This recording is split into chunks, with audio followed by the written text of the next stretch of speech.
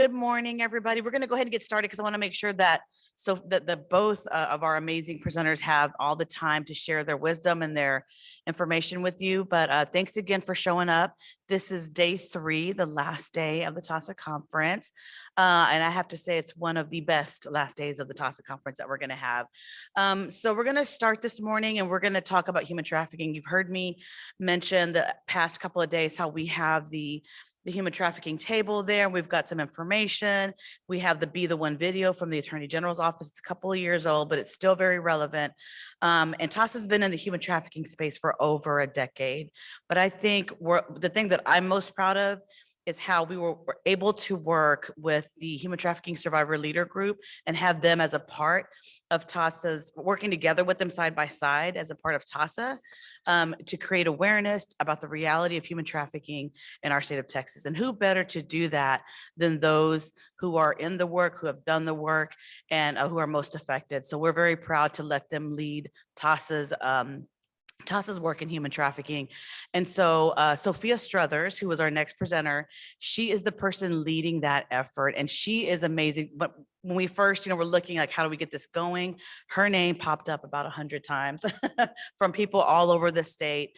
And they said, not only is she a dynamic speaker, but she is just a smart business mind. And she's very, very brilliant and she knows the issue. So I'm excited to share with you all Sophia Struthers. So without further ado, Sophia, we'd like to.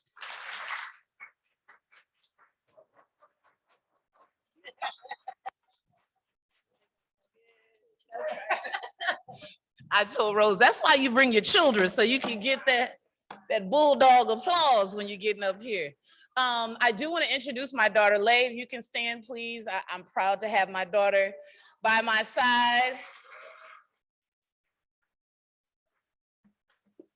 I just recently spoke at the DFPS Human Trafficking Summit in Dallas-Fort Worth area. And there was a picture, you all will see it in just a moment. And normally I don't get as emotional, but when that picture came up and she's standing by my side, we were at an A21 march or walk that they do in 2019. And we were leading that march and she was just right behind me by my side. She was holding up a poster and we've done it 2 years now. One of the posters, she said, I stand for all the teenagers that don't have a voice. And again, as a survivor of human trafficking, I can't describe to you how proud that I feel that she can look to me and see me as a role model to follow in that regard. But again, my name is Sophia Struthers. I'm the facilitator for the Human Trafficking Survivor Leadership Council that basically came and was kind of birthed out of conversation from Governor Abbott's child sex trafficking office. They wanted to make sure that they had a council that could truly represent the voices of those that they are trying to help. One thing you might not realize this, but a lot of times government or agencies and sometimes providers have all the best intention in the world. They want to help survivors like myself. However, they rarely actually consult with survivors like myself. And what happens is sometimes they end up doing more harm than good. They end up re-traumatizing us or triggering us, or they make it to where we don't trust systems anymore because we end up getting hurt all over again by systems. So one of the things that we like to do within our council is make sure that we can be a voice, that we can represent various different, oh, wait a minute. Y'all hear that?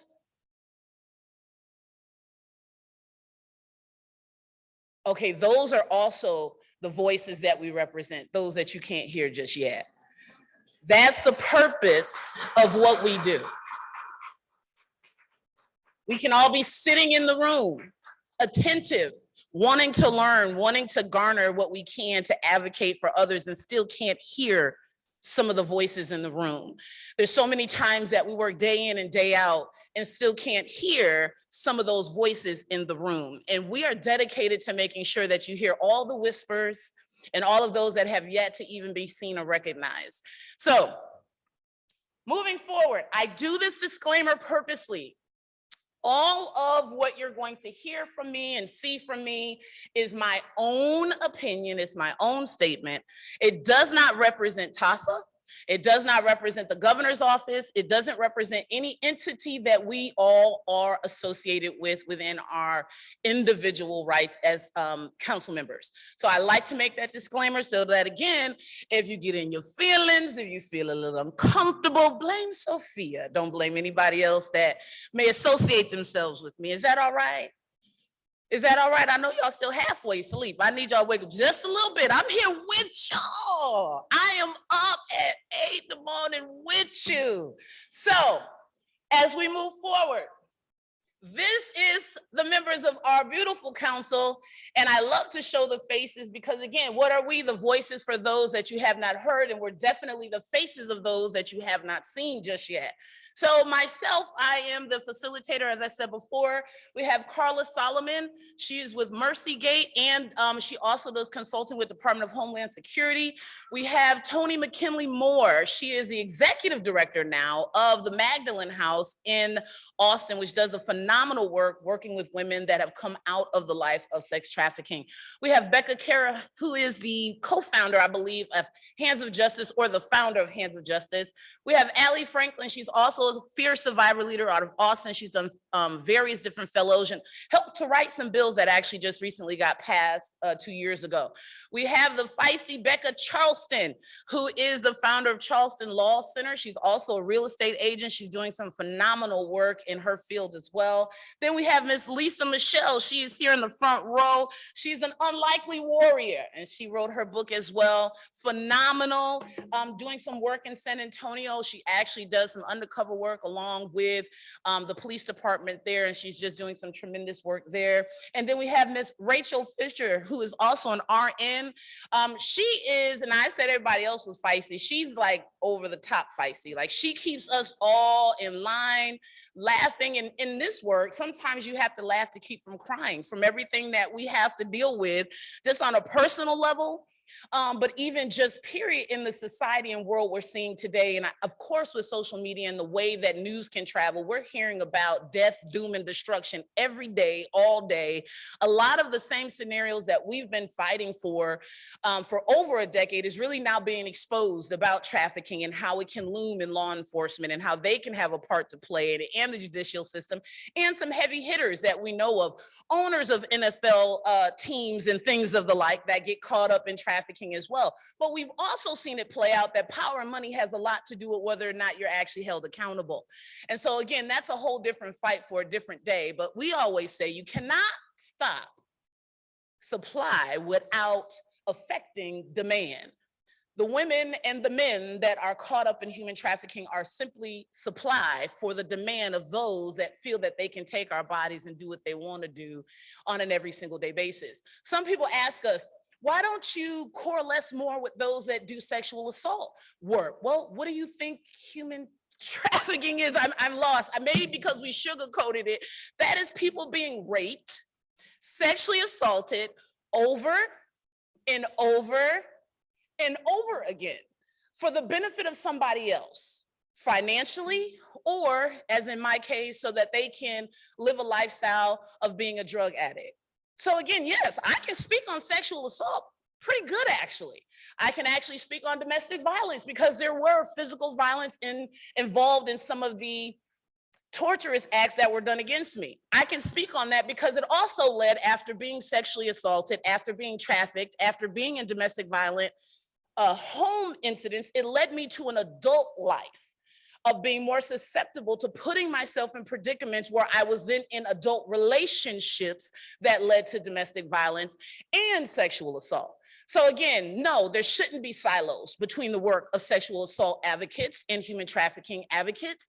The one difference with human trafficking is we actually have a perspective of long-term sexual assault and or abuse at the hands of someone else that is controlling us. That is it. Outside of that, we all have been traumatized. We all have had our dignity stripped away in some sort. We've all had to regain our respect for ourselves and then learn how to have other people treat us with respect and value, which that's a process in and of itself.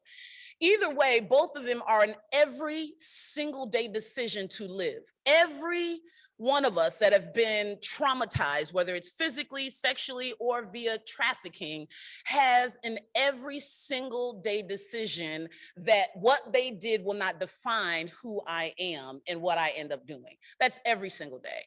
So moving forward, who we are, again, we're various survivors of all different forms of human trafficking. I myself am a survivor of familial trafficking. That is where relatives, someone close to you, or parents actually decide to traffic you. One of the biggest barriers that we tend to realize in this is that most people don't self-identify. Why? Let me tell you this. Where I was trafficked, there's no conversation in the everyday homes. Hey, you being trafficked? Oh, okay, yeah, because you're pimp on the corner, and then, oh no, you're pimping on the corner. Oh, your pimp's in your house. Oh, your pimp's your mom? No, I would have never thought that my mom could actually be my pimp. I didn't realize that what my mother was doing when I was 13 was grooming me. I didn't realize that, I was more susceptible because my father had already been molesting me since 9 years old and having sex, and had already started to plant a seed that sex and doing what I'm told to do in my own volition, none of those things really add up. Because all I'm supposed to do is what I'm told to do. I'm there for the pleasure of men, like I was there to pleasure my father. I was there to watch pornography with him and then act out the scenes that I see on him. And that was my purpose from 9 to 11. My purpose was not to tell my mother because she would be jealous, but he's telling me that this is how people interact. This is how people show that they love one another. Who am I to say any different? We don't go to church. There's no moral or spiritual compass in that. We don't really have a big family. I'm the only child at this point. I don't have a close relationship with my mother. She works all night as a LVN at a nursing home. So who am I with? I'm with my father, who I love to death. I'm truly a daddy's girl because that's who I'm with. So as he's having sex with me, as he's having me to do oral sex on him, who am I to tell? No one. But what do? I act out in school. Why? Because I really want a teacher to ask me what's really going on with you. Why? Because I really don't have anybody else to exhibit my anger about what's happening, but I don't really understand it. Or again, depression about why is this happening to me and nobody else around me? But I don't really have a cohesive voice. I don't see billboards about if this is happening to you. There's not commercials in the late 80s, early 90s about if this is happening to you and you don't feel safe, call this number. Why? We don't have cell phones back in my day. It was pagers. So who am I going to page? I'm going to page the word hello to who and get some help? Nobody. There's none of that happening when this abuse is taking root. So I'm just thinking that this is how it's always going to be. We fast forward to 1993. My father leaves my mother. We're in a shelter. I don't know what's going on. Come to find out, my father decided to get off of crack cocaine, which I wasn't aware he was on. I just thought he was negligent. I just thought he was a jerk, but I didn't realize that's why. But he decided to get off of crack cocaine and actually leave my mother. Why? Because she was the toxic one. But I'm not thinking that because she's my mom. So he leaves my mom. Within 6 months after dropping me off at a shelter, I get a phone call. Your father's dead. I'm sorry, what? What are we saying? Your father had a heart attack behind the wheel. The car jumped a curb and went into 12,000 gallons of gasoline that had just been filled at Mobil gas station on Columbus Avenue in Springfield, Massachusetts. I'm lost here. He's 39. He just turned 39 5 days ago. I'm lost. I am in love with my dad.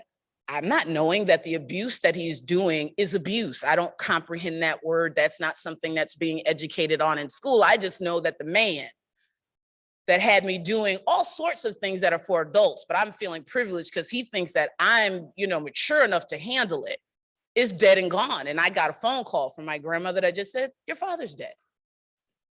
I then have to see my mother spiral. She went from maybe weighing 250 pounds to in less than 4 months, weighing 120 pounds. I'm trying to figure out what is going on with my mom. Why has she lost this weight? Then I'm trying to figure out, why is she trying to introduce me to all of these grown men? Like, what is happening? Like, what are we doing? Why is she sending me out as a scout? Go learn about what he does for a living. Go see about so-and-so, and, we ain't got no food. So if you don't bring back, I need $20, we got to get, okay, well, I can't have us starve. I can't have us homeless. So what do I need to do? Well, go out with him a little bit, just be nice.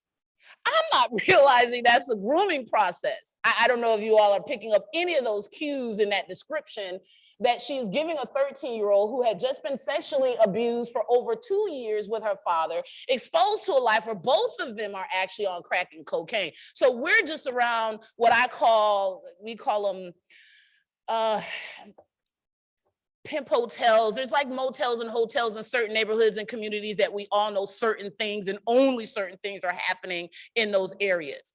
I just know that now we went from the Jeffersons, we're moving on up in the suburbs, to we staying in very vicarious places. That's all I know. I then know that at 13, I am no longer Sophia. And I tell a piece of my story to tell how relevant the work that we do is. I'm no longer Sophia. My mom has begun to transform my identity to currency. I always get a bit emotional at that, because unless you've been trafficked, you don't understand truly what it means to only identify yourself as currency or a transaction. Everything in my life was transactional after that. Everything that I saw was, how could my body get what I needed at that time, or we'd be homeless, or I'd be whooped, or we would not eat, or I would have it to where now I have my younger brothers that I now feel very connected to taking care of. So I'm gonna do whatever I need to do to make sure that they're good. So at any given day, I'm $20. Any given day, if I get on my knees, I'm 20 to 40. If I get on my back, I'm 100. I'm just talking real. I can't sugarcoat for folk in here that might be uncomfortable with the reality of what I felt my identity was. Sometimes I get on the stage and I say, what am I worth? When you look at Sophia, what is my value? If I came up here in some ragtag shoes and some tattered clothing with my hair disheveled, what would my value be with a different look? My hair on top of my head, because I haven't really, been able to do it. Or if somebody had got me hooked on drugs so that they can maintain control over me, I would look completely different. I might be out of my mind. I might not be able to verbalize a full conversation. But what would my value in that stance be? Or would your bias and prejudice then move forward? Because I look a certain way that doesn't fit the norms of society. Those are the voices, right? Those are the ones. But that was the life that I led, currency, for several years, until one of her drug dealers, not of my own accord, took advantage of me. And I became pregnant at the age of 14. I didn't want the child. Woo! No way in the world that I wanted to have that pregnancy. 6 months. My mom scammed several folks out of about $3,000, $4,000, saying they were going to take me to get an abortion because, I'm too young. I was raped by the drug dealer, this, and that, and the third. Got there, and I was so many weeks too far to do it. Came back, 15 years old at this point, 6 months pregnant, a mother that's a dope fiend. I know that, I have to get back to work. And what was work for me? My hands, my knees, my back. That's what I'm looking at 15. There's so many young girls that are looking at the same circumstances, sex for survival, and they think, oh, well, because I consented. It's when you're 15, having to make those decisions and those choices. Or if you make a decision that, you want to hashtag get loud, get out, which is my whole theme, are they going to judge me? because I don't have no clothes. I haven't been able to eat right, bathe right. You know, I'm strung out on this stuff. I got to get my stuff done for my nerves, this, and that thing. Are they going to believe me because I was a habitual liar? Because I honestly didn't want people to know my truth. So are you going to hold that against me because I don't want to be 100% transparent, or I don't believe you because you look like the same individuals that abused me? Or if you're like me from the East Coast, if there's any East Coasters here, we don't trust easy. I'm just saying it's a culture shock coming to the South, where as soon as I go, hey, sugar, how you doing, honey? But wait a minute, you know. Like, I just met you a minute ago. Like, what you mean, sugar? I'm saying you gotta be from the East Coast to like appreciate, you know, I'm not a jerk, I promise. It's just that it takes a minute for you to get in. But once you in, we loyal to a fault. That much I can say. It's to the death, unless, you know, I am ride or die. If you go to jail, I'm done. But outside of that, I can be transparent with y'all. I can be transparent. But outside of that, those are some of the barriers we deal with. And that's why this counsel is so important, because we have women that have a familiar experience to mine where they were trafficked by relatives in the household, some even younger than myself. We have those that were in Romeo pimp relationships where there was someone that they loved and cared about that got them into the life. You have some that were adults, whether it was gang affiliation, whether, again, they have the biker clubs that have it. They also, I mean, there's several different varieties. And one of the great things about the council is we can speak to all of those experiences and appreciate the fact that everybody had the same type of struggle to reclaim their identity, to reclaim autonomy, and to continue to demand respect. One thing that people may not realize is that sometimes when you actually say that you're a survivor, it's like wearing the scarlet letter S. There was a movie years ago, I can't remember the name of it right now. It was about the Pilgrims coming over, and it was, well, I think it was Scarlet Letter. Demi Moore was in it, I think. Am I thinking of the right one? Yes. Okay, that's where I got the concept from. I can't think of the name of it, but I think it's Scarlet Letter. But it was a phenomenal movie, actually. But it made me think of that because sometimes as a survivor, when we say that, and some of my survivor sisters can attribute to that, people will automatically demean our value. And I'll give an example. We've been approached many times to be guest speakers, to be panelists, just like any other expert. And they'll say to us, we didn't put it in the budget, but, you know, we think that your story is so powerful and it'll really get the message across. And we want, wait a minute. So you want me to re-traumatize myself by telling my story again? And tell me you don't have a budget for me, but you just brought a person that's never endured an ounce of the hell that I have to come up here with their academia and tell you about something I can tell you about.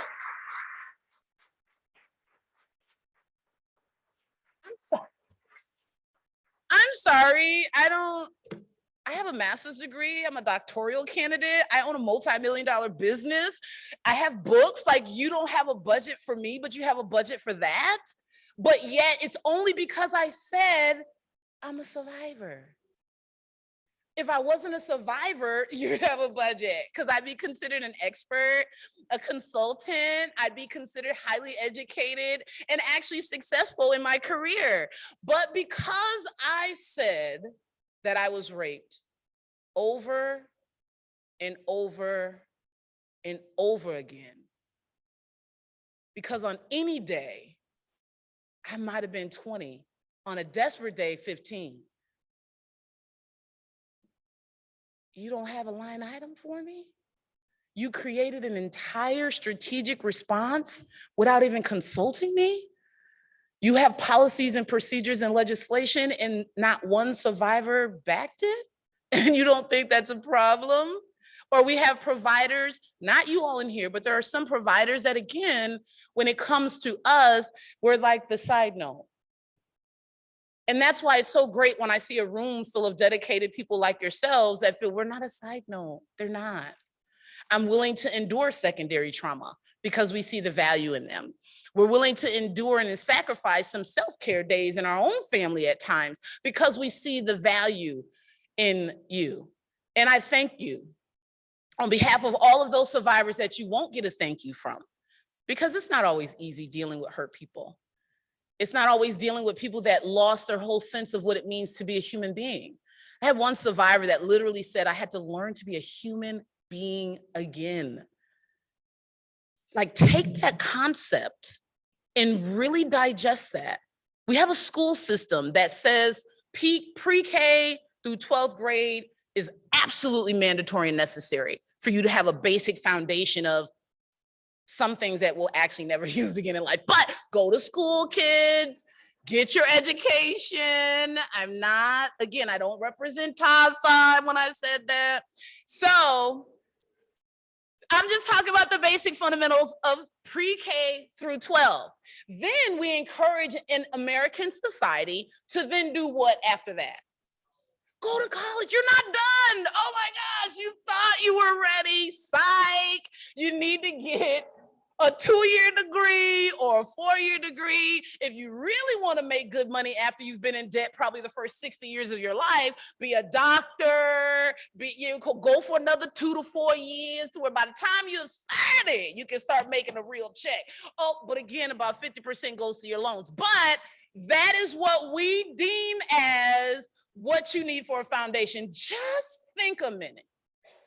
When someone is trafficked, again, we're talking about being raped over and over again. A lot of times because you're under retaliatorial threats. If you leave, I'll kill your family. Or some pimps, if they're really smart, they have a kid by one of them so they know they can keep them under straps and wraps, or they get other people in their family, or they get a recruiter that they know can really build bonds with these ladies and or young men, because both are trafficked and abused. And then that way they can reel them and keep them in. Or of course, the age old, get them hooked on drugs, then they really ain't going nowhere.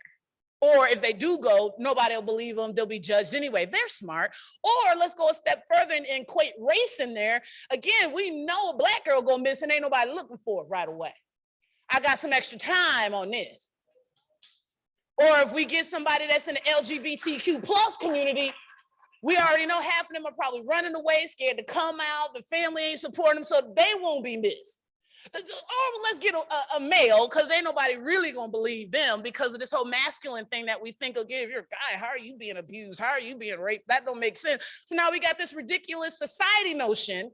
So we'll take advantage of them first because we can get the most out of them. And we know that, you know, if I get a little white girl, she's gonna bring more money to the table. She actually might be missed. So we got to tread lightly on that. Or let me get her hooked on drugs, then she won't go back, or the family will ostracize her. You know, all of these different tactics that they have down pat. Again, this is my opinion. This is nobody that I represent.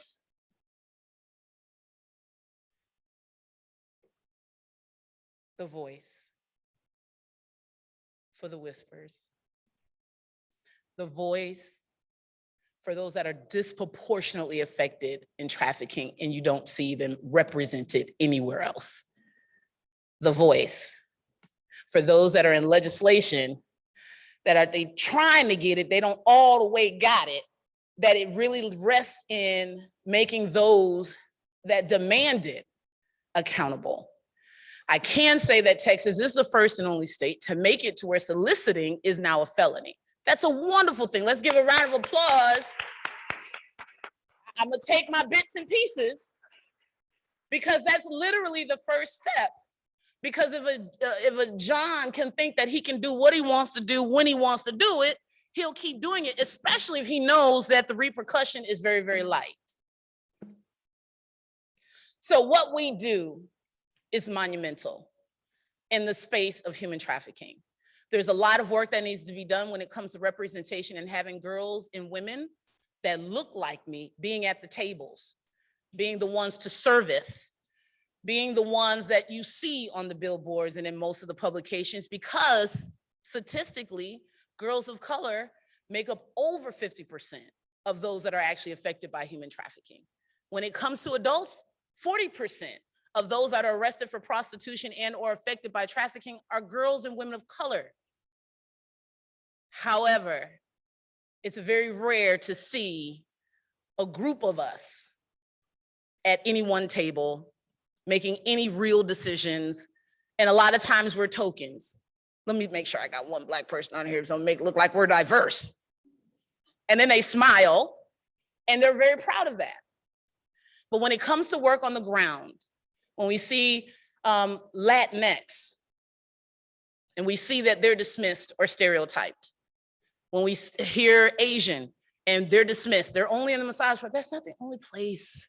Like this whole scenario that certain particular populations are only abused in certain areas or surroundings is a misnomer. It can happen anywhere. I didn't grow up in a hood. My parents weren't broke and I still was trafficked.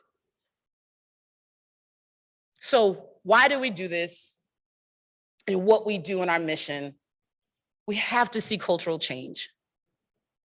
We have to see policies that change.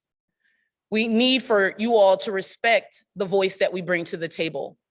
There's a lot of healthy survivors and there's a difference. Make sure you know the difference before you ask particular survivors to be a part of programs and on your boards and this and that. Everybody is not in the same place.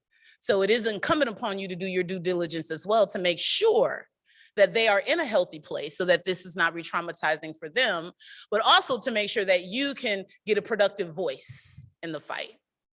But it's incumbent on all of us to realize that there is no scarlet letter, that our S is literally a badge of honor to be able to say that we made it.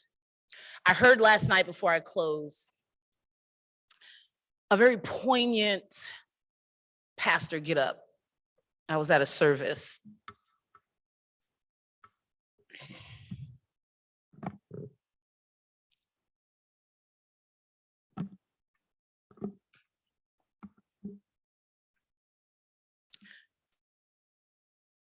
He said,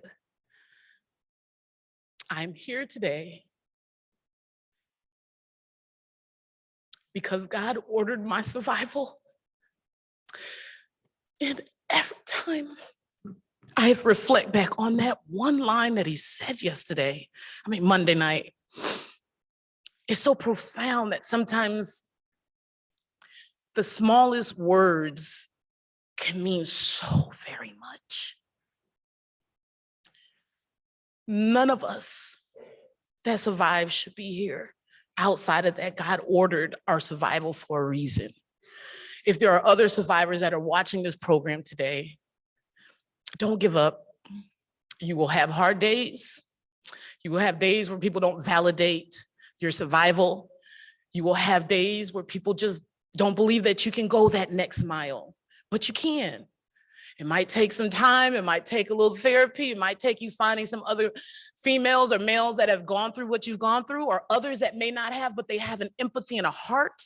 But just know that you're worth not giving up on. I stand before my daughter proud to say that she's seen me at some of my lowest points. And she's being able to see me speak to a crowd of people with my head hung high. So thank you all for what you do. And the council is here to serve in any capacity that we can to help build your programs, engage parents of those that have been sexually assaulted and or trafficked. Again, we can consult on both ends. We're not just human trafficking survivors. We are survivors. Thank you so much.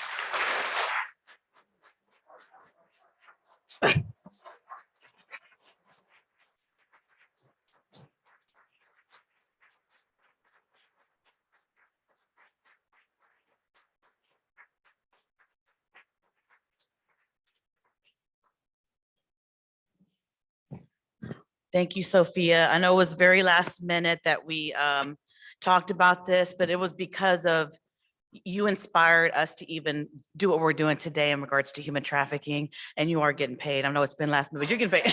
we're not gonna be a part of that, no. and the rest of the crew that came, getting paid. And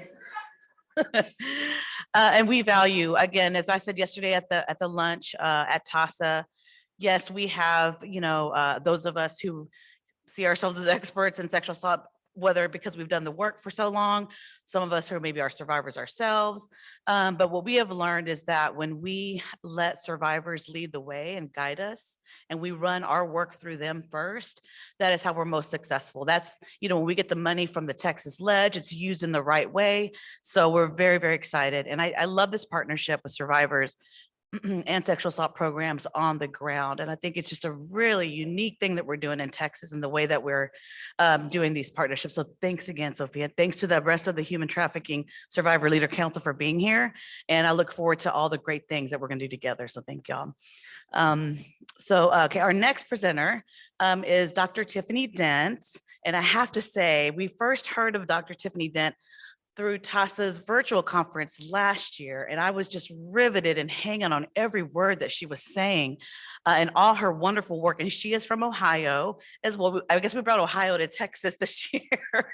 But I know y'all are doing a lot of great work over there. So I really thought that it was important that once we come together and have our first in person in Texas, post pandemic, or we say, BC and AC before COVID, after COVID. So now that we're after COVID, to have her in person to talk about some of the wonderful work that she's doing, the wonderful concepts that I think we can incorporate into our work here in Texas. And without further ado, I'd like to bring up to the stage Dr. Tiffany Dent. Thank you.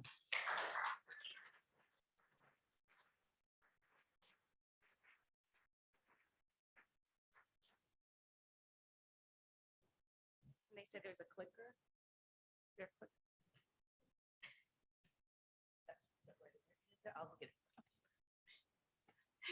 Good morning, everyone. First, I just want to say, when you speak at something, you always say, who am I going to have to speak after? Because let's be honest for a second. You want everybody to be great, right? But not the person who speaks before you. You want them to kind of not be. You want people to be like, oh, that was okay. So then when you come up, they're like, yes. So Sophia, you were amazing. I know she stepped out. And at the same time, I'm like, you are amazing. You are so, so great. The green one. I'm honored to be here in person.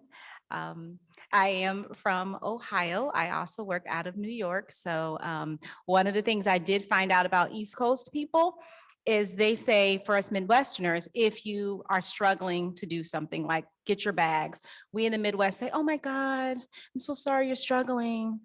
It's so horrible. Where New Yorkers I found would do, just give it to me. Like they're helpful, right? They're not nice about it, but they are really helpful people. So love visiting the East Coast. So today I'm going to talk to you about centering survivors, a roadmap for the future. So I'd like to kind of explain who I am. And again, I do not, as Sophia said, I do not represent TASA either. And then saying that sometimes that's a warning, right? So I'd like to kind of warn people about myself.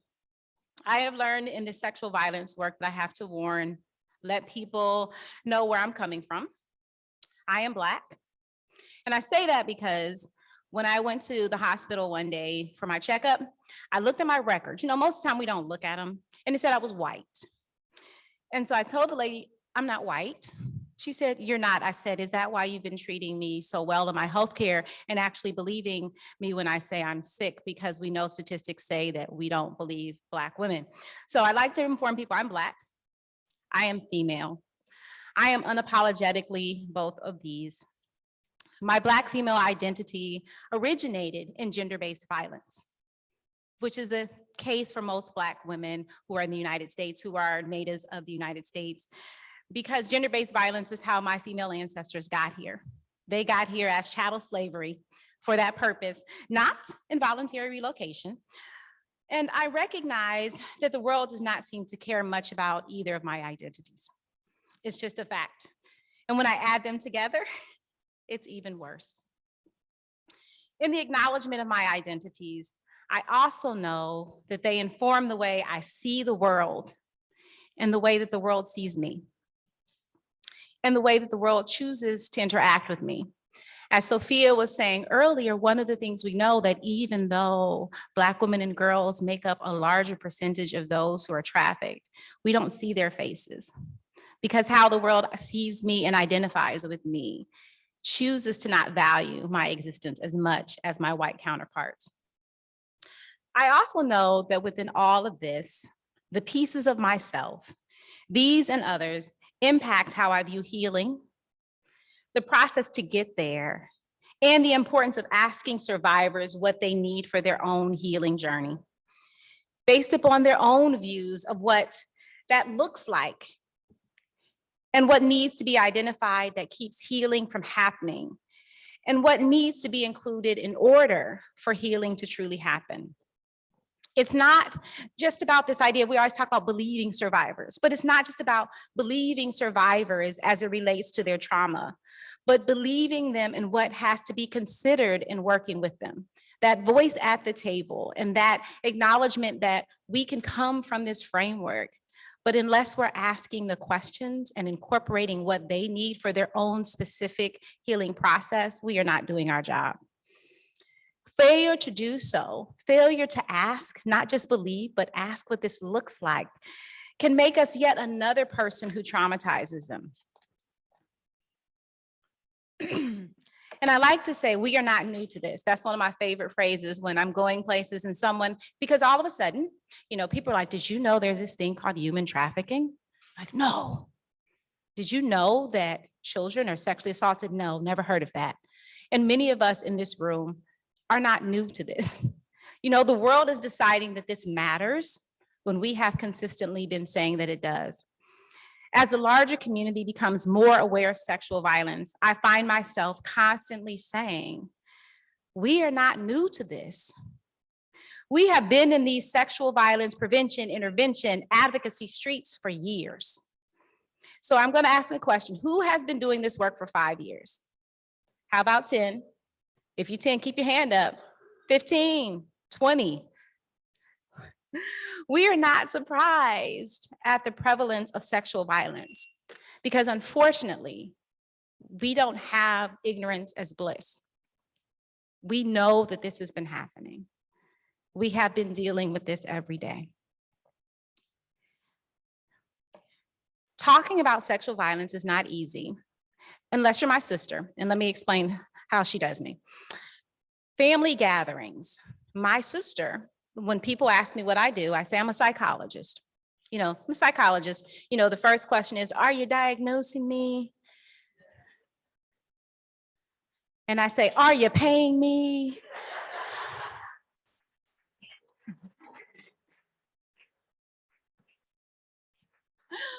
So my sister then likes to say, she works in sexual violence, and then steps away. And then people look at me like, I don't know what to do with this conversation. So for most of us, talking about sexual violence is not easy. There have been generations who have been unable to do so because we all know that the response will not always be the one deserved or needed. There's a fear of the lack of belief or support when we do. Within this work, we have made spaces for survivors to be acknowledged, for sexual violence and its impact to be recognized, for survivors to be affirmed, believed, and not blamed for an act or acts that in no way they asked for or deserved. We have shown up and have provided much needed resources and education about sexual assault, even at times when we do not want to.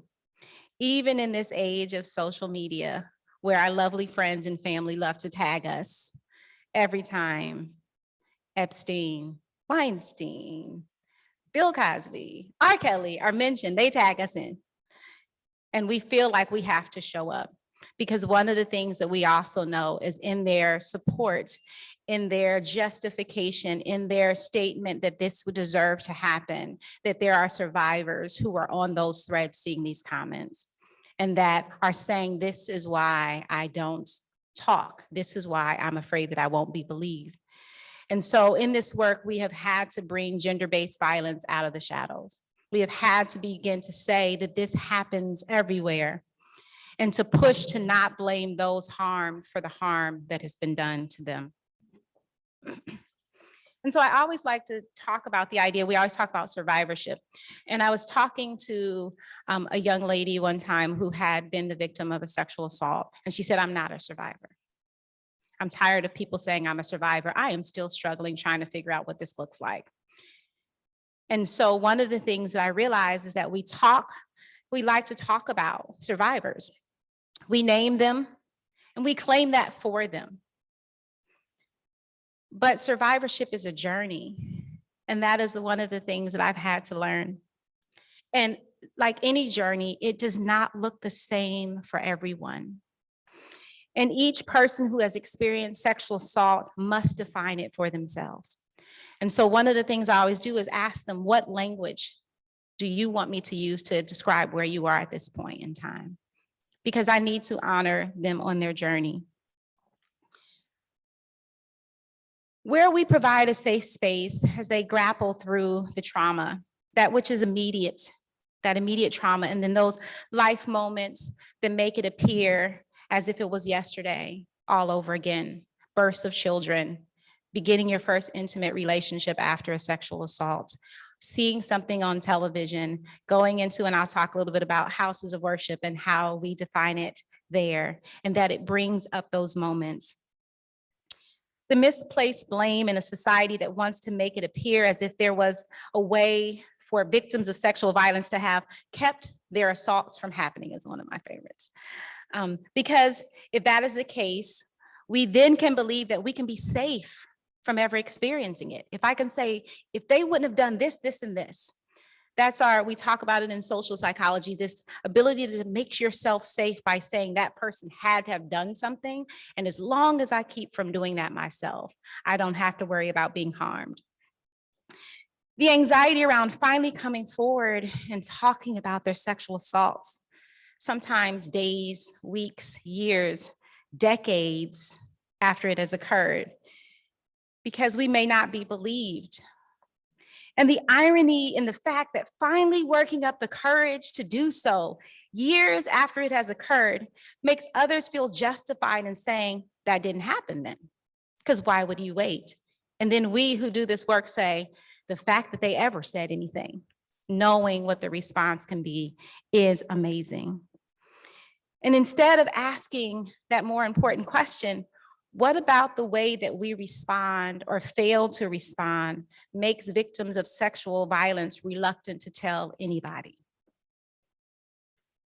And we must not only meet survivors where they are, we must let them identify where they want to go. And I think that's always something that has been difficult for me, because my brothers and sisters say I'm bossy. And I tell them, no, I'm not. And they're like, okay. But we must not only meet them where they are, but we must let them identify where they want to go. Those who have experienced sexual violence did not choose to be sexually assaulted. Hold on for a second, I don't think y'all heard me. Let me say this again. Those who have experienced sexual violence did not choose to be sexually assaulted. Again, because sometimes I don't think people fully grasp this. Those who have experienced sexual violence did not choose to be sexually assaulted. There is no in between in this. There is no such thing as non-consensual sex, because at its very heart, sex is consensual.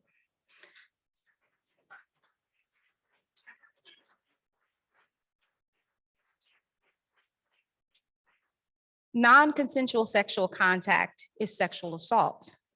No, our bodies do not close up and prevent sexual assault. No, our bodies, for those who can get pregnant, do not show up as a litmus test of whether something is a sexual assault or not by not permitting pregnancy if it truly is a sexual assault. Again, because sometimes I don't think we fully grasp this. Those who have experienced sexual violence did not choose to be sexually assaulted. For those who have been sexually assaulted, by the very act, their wishes were not taken into consideration. They had something done to them that they did not want or were not able to consent to doing. Their body agency was not honored. The right to make decisions about their bodies was not in the equation. Their no's, silence, etc., were ignored. So within our work, we must make sure that we do not do the same, that we do not take away their rights to identify where they are and the road they choose to travel related to their own healing. We talk about listening to survivors, victims of sexual assault, but do we actually do that? We have designed programs that do not always value the intersections of their identities. We have determined that the only form of accountability that is acceptable is involving a justice system that historically has not been viewed as providing such to many in the communities they say they serve. We have decided what shared identities matter in those who can provide services to them, while ignoring others that they have deemed as crucial. And so healing may look different, and that has to be okay. How they define it. Are we asking the question and saying, how will you know? We always talk about healing, well, what does healing look like? How will you know if that is happening for you? They have to define when it comes, when they are ready. They need to be able to tell us, and we need to listen when they say the tools and the people that they need involved in that healing process in order to make it happen. So if we're looking at that and we say that we need to listen and that these journeys look different, where do we start the process? One of my favorite people, I fangirl for a moment.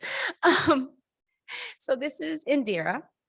She is the executive director of the DC Rape Crisis Center. So let me first say how much I admire and love her. She is the ED, again, at the oldest rape crisis center in the country. And I asked her about a message that needs to be the basis for our truly moving forward in our survivor work. And this is what she gave me. So she says, survivors are the GPS in which we take our direction from. And so, I am a GPS user. Sometimes when people say GPS, it's like, okay, Indira, you're like letting people know we're older, because my kids, when I say GPS, they're like, what is that? But I am a GPS user. I'll say this. I am not that person when they say, I promise you, it's easy to get there. I'm not that person. Or someone who says, sis, you just need to look for the pizza place on the corner, and then you're going to go down past that to the gas station, and then you're going to hang a left and you're going to see. I'm not that person either. I am that, tell me the address. Let me plug it into my Maps app. Then I need the Maps app to not be a map, because I can't read that either. I need it to have the step-by-step words and turns. Is it a mile? Is it a half mile, 300 feet? But don't talk to me, because that's too much information. So that's the person I am. And so we all need to be more like me. We need to actually ask survivors for what this roadmap looks like. What is this step-by-step journey for you? And our survivors are the GPS, okay? It is not, just read this well-known book about survivors, because we always love to point out these books that we say, hey, just read these books. Or these evidence-based practices and research say that you should, especially when those who participated in that evidence-based research and practices do not look like the people who are coming to you and are not from those same communities that you're saying that you want to serve. Or we are gender-based violence. So as long as we focus on that, it will be all right. No, we need to plug into the survivors that are in front of us. Ask them what they need. Let them give us those step-by-step directions instead of thinking that the old way works.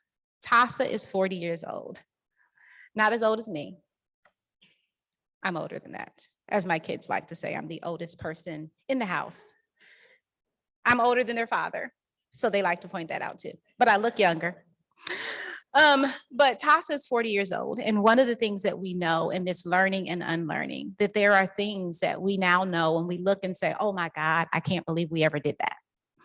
But one of the things that we're doing, we're realizing, instead of thinking that the old ways of doing things work, that our way was the way that worked, that Tasa and all of us need to recognize that we need that step-by-step direction, because the way that we may need to do, their destination may be different from how each of us got there and what that looks like, and how generations before made it there. And sometimes that's the thing too, because in this work, it's amazing that there are those who are survivors of sexual assault who do this work. But even that journey may not be the journey of the person in front of you. And so the generations before us and how they made it to their healing process may not look the same. Or even how those with differing identities identify what healing looks like. So truly listening and letting survivors lead, and how we need to incorporate that.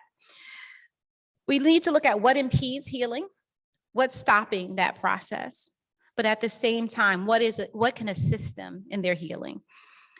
We must be able to identify what keeps that healing from happening. At times, it can be those within the survivor's family, friend, other groups they're in, their overall community, wrong messages received from society about what has happened to them or how they should deal with it.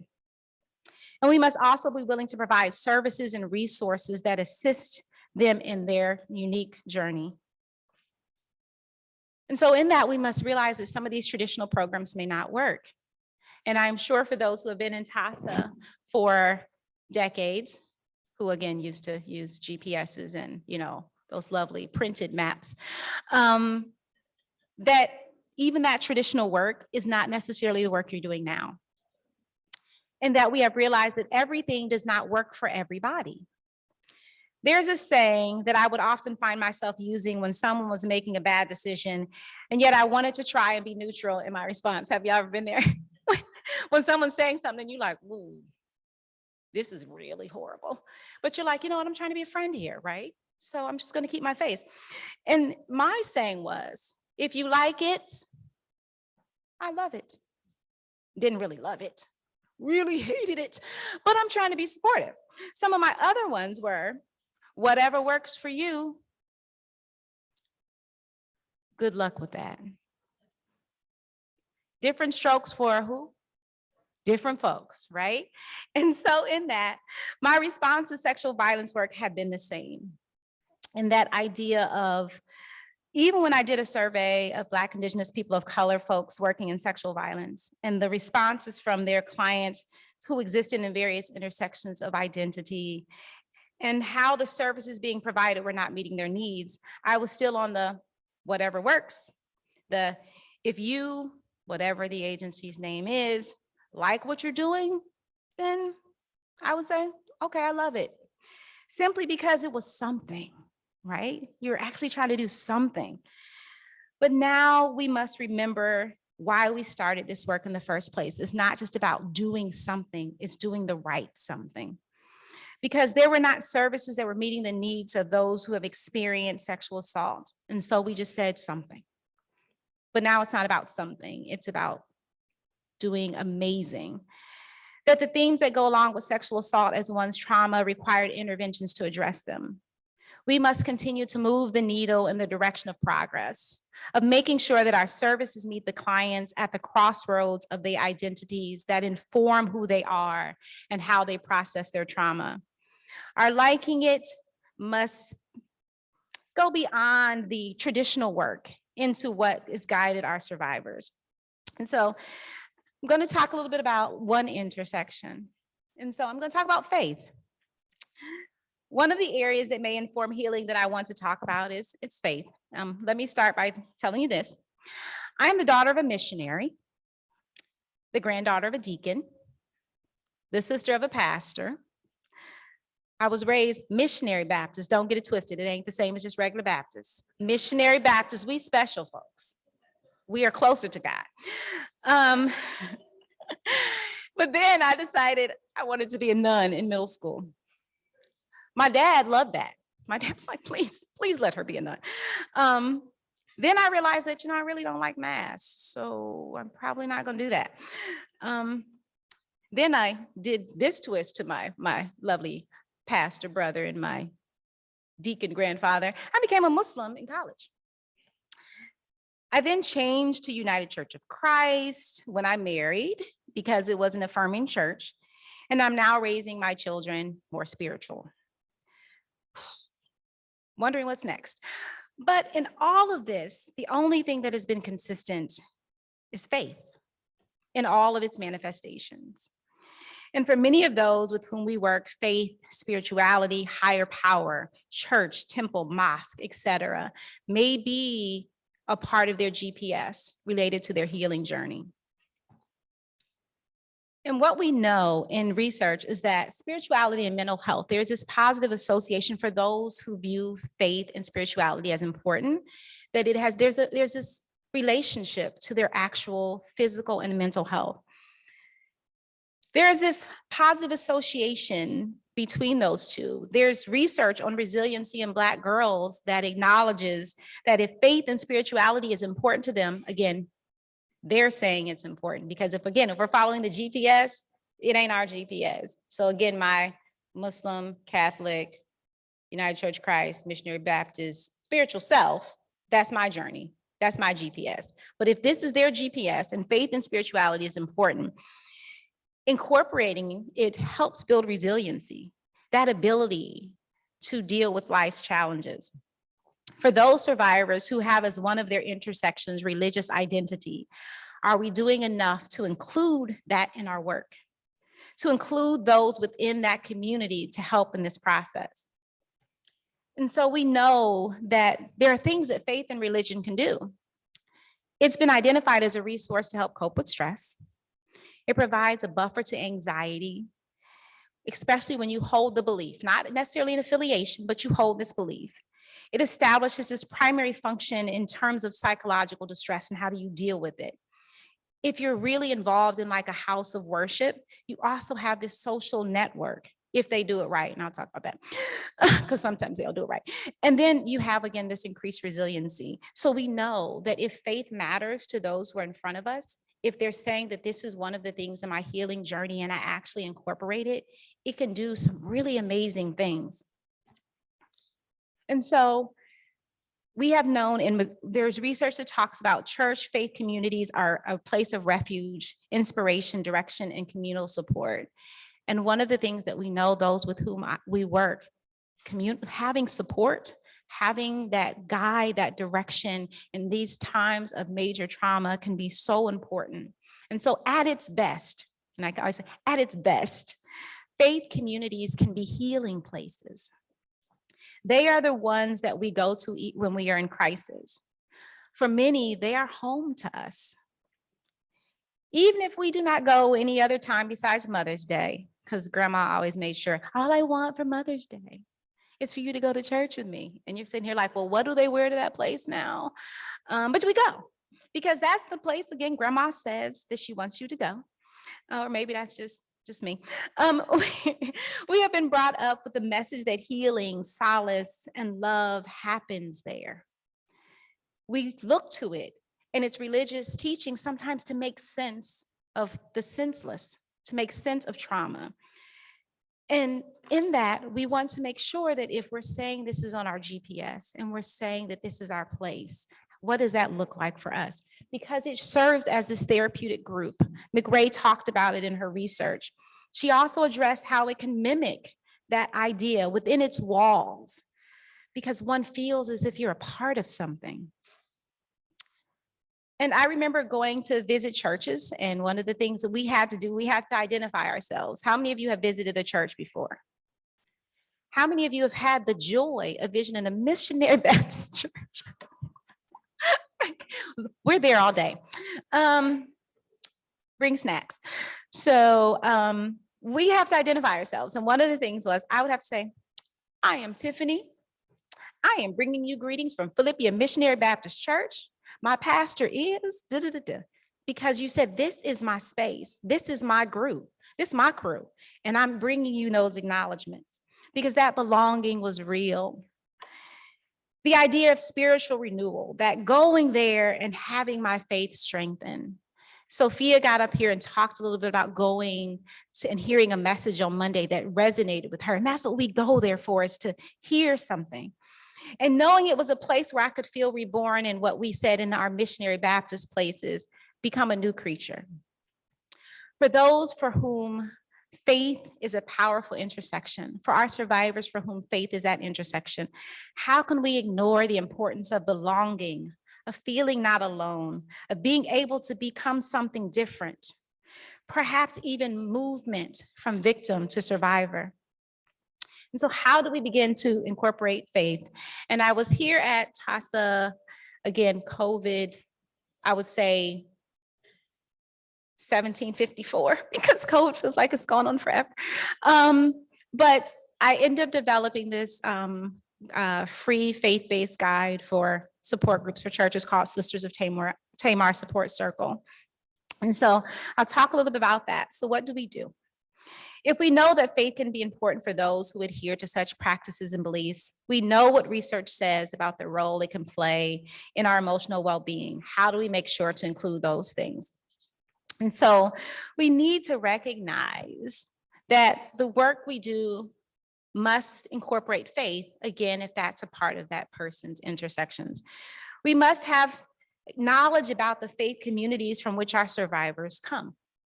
It's not good enough to just say, I'm going to incorporate faith, and then I know nothing about your faith. We must consult with faith leaders to make them a part of the team in identifying faith practices that we must include. But we also know that we need to educate and address these same institutions on some of the problematic messages that they may put out there that increase trauma in those with whom we work, because we can't ignore that either. In a survey that I did with Black women survivors who identified as being religious, they identified often not disclosing their sexual assault or seeking church support, even though they said that faith mattered to them, because of mistrust. They were embarrassed and ashamed. They had a fear of being judged, because church can be a wonderful place, but it can also be a very interesting experience if you are going against what the church believes you should be doing. And some of them said they didn't, even though they loved their house of worship, they didn't believe that the church could be helpful, and that their church pushed the premature forgiveness. And one of the things that I always tell people is that forgiveness is not a requirement. It is if it's a part of what you want as your journey, it is, but if you choose it not to be, it doesn't have to be. So we need to identify and make sure to address these messages, both in collaboration with clergy and in the work we do directly with those we serve. Because, can anyone finish this for me? God only puts on you what you can bear. It's just a religious way of victim blaming, even when it comes from a place of we just really did not know what to say. And as always, we must meet victims where they are, in church and faith-based spaces, in their communities, and using their language in all of its manifestations. When we meet them where they are, we must also identify what their sexual assault has meant for their faith. Has it shaken their belief in God? Has it made them question, what have I done to deserve the wrath of God? We need to demonstrate that we value faith and work with faith-based entities to offer services within their spaces, to show that the church, the temple, the synagogue, the mosque is a place that honors the needs of survivors. And that we also know that such a space can be a sacred healing space. And we must know and speak their language in all the ways in which it shows up, from the marriage bed is not defiled, as we discussed how intimacy has impacted their sexual assault, that their testimony can be their trauma narrative. And so when I developed Sisters of Tamar, I'm this believer in that if it does not exist, you build it. And I think that that is one of the things that TASA does, is if it doesn't exist, we build it. One of the things that Sophia talked about in her program is if it doesn't exist, you build it, because it's not enough to say something isn't there and so we don't have to do anything. We instead have to say it still needs to happen. And if no one else is going to do it, I'm going to do it. I actually had a shirt, and I didn't wear that one here because, I'm trying to be respectful. But I have this shirt, and it starts with a cuss word. It says, at the end, it says, I'll do it. And that's oftentimes what we find that we are doing in this work is that, you know what, if no one else is going to do it, you know what, it's going to get done and I'm going to do it. And so that's what I did with Sisters of Tamar. And I developed it because of when I did this survey with Black women survivors who were in the faith-based communities, and they were talking about this idea of, in this work that we're doing, oftentimes we fail. I need this piece. I can't separate these two. I need them to show up together. And so it became, let me do this. And so I actually developed it in 2014. And part of it looked at the idea of, we wanted to make sure that we still did this trauma focused work because sexual assault is trauma, and we don't want to minimize that in the work that we do. And it became a support group concept. It does not take the place of traditional therapy. And I always make that a point, because therapy is a different point in time in your journey. They can coexist, but it does not take the place. And then what it was is there were themes utilized in the church's response to sexual abuse. And so when I had done the survey of ministers, which is a little heartbreaking, when I had done that survey, some of the messages and themes that they were putting out there about sexual assault in their congregations, I wanted to make sure that we addressed. And then I consulted with female and male Protestant ministers, because this was designed for those who were in the Protestant denominations around biblical references to sexual assault. And one of them was my lovely brother, who I feel sorry for him, because I am a firmly unapologetic Black feminist. And so his friends in our traditional missionary Baptist groups are often not. And so they'll tag him and stuff, get your sister. You pastor, you need to get your sister. And he was like, I'm not getting her. You get her. And a lot of times, and I will say that, you know, in this evolution of me, it has been a great evolution of him as well. We still ain't on the same page on everything, but he ain't gonna tell me that. And then we also need this recognition of the need to address concepts, perceptions of gender-based violence and the idea of sexuality within the church, because we know that we don't have those conversations either. And so one of the things that we did is that we wanted to make sure that it encompassed the familiarity of faith-based rituals. And for those who are in traditional in quotes, Protestant denominations, there's things that are always gonna happen. We used to have programs like the written things. They don't do those anymore, but you know what's gonna happen. And if something don't happen, you asking why it ain't happen. So if somebody doesn't get up and bring you greetings, if there's not a praise and worship, if there's not an offering, there's going to be an offering, maybe two. You're asking what's going on, because these are rituals. These are things that are part of this tradition. And so in it, we wanted to make sure that we mimicked some of that work. And so there's an opening, there's music, there's scripture, there's faith language, there's prayer, and there's affirmation. And so we wanted to make sure that we incorporated those pieces. And we also realized that we cannot do this work alone when working with survivors for whom that intersection is faith.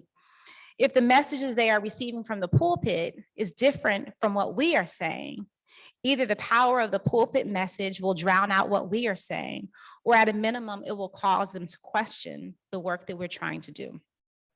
And we know such messages can help hinder, or they can help healing journeys for survivors for whom spirituality matters. I remember going to church with my husband. He's an engineer.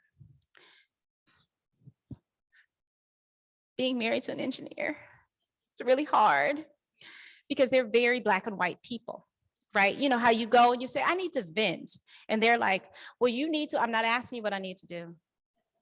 I'm just processing this through. Well, why are you talking to me then if you don't want a solution? Because that's what I do, because I'm an engineer. So this was when we were expecting our first child. And one of the things is that even though my spirituality and stuff has been all over the place, we did say we had agreed that we wanted a foundation for our children. And so in wanting this foundation, we also were aware that, you know, we wanted to choose some place with the recognition that faith is important, but that at the same time that we wanted to make sure that it was an affirming place, and that there was not this, what we used to call in Islam, compulsion to religion, that not this forced religious beliefs on our children. And so this was when we were expecting our first child. So we go to this church. The pastor was talking about Mike Tyson and when he had sexually assaulted a pageant contestant. And the pastor said, going up to his room, what did she think was going to happen? Can I get an amen? Oh, my husband. My poor husband, because he had been responsible to find this church home for us. And this has like 5011. So I don't know if y'all know what 5011 is, but 5011 is a lot. So we had attended 5011 churches at this time. And he looked at me and said, we aren't coming back here, are we? Me, absolutely not. And so that piece of it is that we understand it is not simply enough to be in these faith-based spaces or utilize faith practices, but we also know that we must offer training and education to those in faith leadership about sexual assault. We need to ask them about their beliefs about sexual violence as well, because we also don't want to re-traumatize those we are working with by having them in places that do not honor them in their faith experience. We need them to collaborate with us on incorporating faith in what trauma work looks like. And most importantly, we have to educate them on the importance of believing and loudly proclaiming that they believe survivors. I went to another church. This time my husband didn't go with me because he was like, not doing this with you again. And it was one of my younger brother's churches. He had just joined this church, and the pastor ended up being arrested for sexual assault of someone, of a minor. And it was surreal. He was calling from prison, like the county jail. And one of the things that the leaders of the church said is, this is nothing but the devil trying to bring a man of God down. And I actually ended up writing a piece for the African American pulpit called Nothing But the Devil, Sexual Assault, and how the Black church needs to respond. And I called my brother and I said, someone in that, whether they believe their pastor or not, and I was like, I don't believe them, but whether they believe their pastor or not, someone in your congregation is hearing that message. And so part of it is being able to acknowledge that the messages are always not coming from a good place, and that we need to acknowledge that. We also sometimes need to educate, because in their need to defend him, they were not recognizing, I'll give them that because I'm still a missionary Baptist girl. They were not necessarily recognizing the impact of what they were doing. So we want to make sure that we are working with them to loudly proclaim their belief in the survivors in their midst. And so the other one that I look at besides that faith-based intersection is the idea of clients who view accountability as different than what we choose to look at it like. Everyone does not view justice as the same thing, and I'm learning that more and more every day. For some communities for whom disproportionate sentencing, mass incarceration, and over-policing have become their lived experiences, deciding that these same systems are ways in which they will receive justice, in ways in which they want those who harm them to be held accountable can be a struggle. At this intersection of lived experience and interactions with systems, we must also do the work to make sure that what we have traditionally deemed as justice is not just about us, but is truly what is wanted for those who we are seeking to serve. This is my lovely friend, Farah Tanis, that I work with at Black Women's Blueprint in New York. And she talks about this idea of, it's not just social circumstances. There are these codes of loyalty at times within communities, specifically communities of color. And what does it mean to place someone in this system that we know is unfair to us? So for survivors who come from communities of color, there's a space of wanting accountability, wanting acknowledgement of the harm that was done, that is often hampered by this mistrust of systems that are supposed to provide it, and how fair accountability may not be found within it. How do we move beyond our traditional advocacy of identifying that finish line for justice being incarceration? We do not allow room for love-centered accountability that was talked about by Dr. Danielle Moss, or even why we need this as an option for many of our communities. And how, when we seek the latter, the engagement with the legal system. It does not mean that doing so does not have its own trauma for survivors, and specifically for survivors of color, because that piece that Farah talks about is that within most communities, sexual violence is happening by those within their communities, and it's because of access. We harm those with whom we come into contact. And so when we're working with communities of color and we're sitting here and saying, you as an advocate are coming and saying, we need to put them within this system that historically and currently is not fair to your community. And that's what accountability looks like. Are we taking into consideration what that means for the larger community? And so one of the things we want to do, we must acknowledge and make space for those for whom justice has always not been shown, to come from systems that are supposed to provide it, while also identifying the challenges of trying to find it somewhere. Because justice, accountability does need to happen, but where do we find it? The concepts of feeling as if one is portraying their community by coming forward. The idea of being responsible for the incarceration of some from their community within a system that has not done well by us. The tendency of some women within communities to feel as if their needs for safety and accountability must take a backseat to protecting their entire community.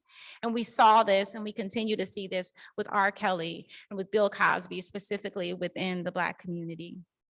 And so we need to be able to acknowledge we have to look at accountability in a different framework, because if we're following this GPS and we said, what does healing look like for you? Does faith play a role for you as a part of your navigation? And they say yes, and then we incorporate that. Then we want to say, what does justice and accountability look like, and where does that come from for you? We're following the GPS that they've guided us on. And so we want to meet their needs. And so we also have to look at the role of the community and communal response and their disclosure and support. And so when we're talking accountability, how does that play a role in terms of disclosure? Because we know the work at Black Women's Blueprint talks about only like 1 in 15 to 1 in 16 Black women ever disclose their sexual assaults. And so part of that is communal response. And again, in the social media hell, I can say that because I'm Missionary Baptist. We see kind of these responses that communities are having, and the responses are not necessarily about accountability because of this fear of these systems. What does it mean to seek accountability through a court system? And what might it look like to seek it elsewhere? What would that look like for that survivor? And then we want to address the societal response when the survivor is dealing with how society is looking at the person who harmed them. What is the entire community saying? Who are they valuing? And then we need to allow space for them to focus their healing without a primary focus on communal support, because we know sometimes it ain't gonna happen, especially when we're looking at I'll say my community, and then how we prioritize who matters within my community is that if my perpetrator, if the person who harmed me looks like me, and they're more likely to be male from my community, is my community going to rally behind me? And I think when we talked about we've always known this ain't new to us. For many of us, when the response came out about R. Kelly and the documentary came out, people were like, well, we can't believe that no one did anything or believed this. And then the Black girls, and they said, because no one believes Black girls and no one cares about us. And so part of that is that, what is it going to look like for you when your community may not respond the way in which you deserve? And in this work, how do all survivors really matter? I usually really hate the term all because I find a lot of time we like to throw around all when specifically needing to address the needs of each survivor or just somebody specific, because, you know, sometimes all can be dismissive. In this use of all, we have to monitor that, because we don't want to be dismissive of the unique challenges that exist as the identity intersections for those we serve. So I always kind of get cringy, because when we say all, when we're talking about all, we mean really all. And what does that look like? And not that all means this one over this one. If we truly have the survivors be the GPS that guides us, We have to be open to the idea that it is not going to lead us in the same direction. The stops will be different. The scenery may vary from faith to sexual orientation, to race, to gender identity, to views of systems that all may be interconnected with all of those. If we really want to assist in the healing of survivors, we have to value all of them without viewing some as deserving to be served more than others, or that some intersections that we share with them should take center stage while others are too controversial or go outside of what society values. In this journey that is guided by survivors, the path is theirs. We should simply be honored to be allowed to go on that journey with them. And so I always like to say it is not only what we do, but it's also what we do not do for which we are accountable. And as a person of faith, in all of its different ways that it's shown up, I'm a person that likes to end things with prayer. And so I'm offering a prayer to you. Some people say prayer, some people say if you speak it, it shall be affirmation. So my prayers are this. I pray that we recognize that this is anti-oppression work. That this is anti-oppression work, that we are dealing with communities that are historically and currently excluded and marginalized, and that we have to show up and recognize this is about social justice. I pray that we honor all intersections, not just those that matter to us or that others in power say that should matter. I pray that we stop the hierarchy of victimization, this concept that there are some survivors who are more worthy of resources, who are more worthy of our compassion, who are more worthy of our time. I pray that we do not allow messages about what we should do stop us from doing what we know that we need to do. I pray that we recognize that it is a privilege to be in a space where we are able to serve survivors. I pray that all survivors find us to be a healing place for them. I pray that we begin to change our practices that do not work. I pray that we incorporate practices that we know will, in spite of the backlash that we may receive from those who tell us that we should not do the work that we know that we have been called to do. And lastly, I pray for all of you who continue to do amazing work. Amen, Amin, Ashe.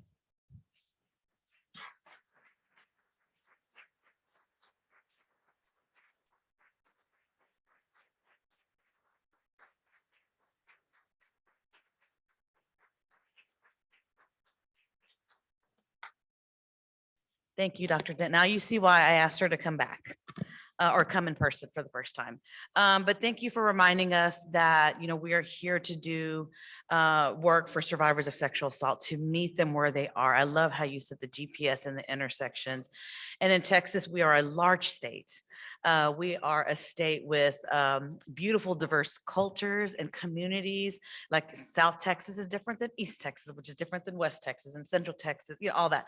So, and the fact that we have sexual assault programs kind of all over. I know we have 254 counties. We only have like 71 sexual assault programs, but we make it work. But I look forward to those conversations with all of you that are doing this work with survivors every day. And also as we're incorporating human trafficking, as we have been, and also at the same time, recognizing the uniqueness of each survivor. It's hard work that y'all are doing, and I appreciate y'all for that work. Tasa, again, we've been here for 40 years. We're going to continue to support you in any way that we can for 40 plus more. And yeah, so thank you all so much for reminding us of that and giving us that message.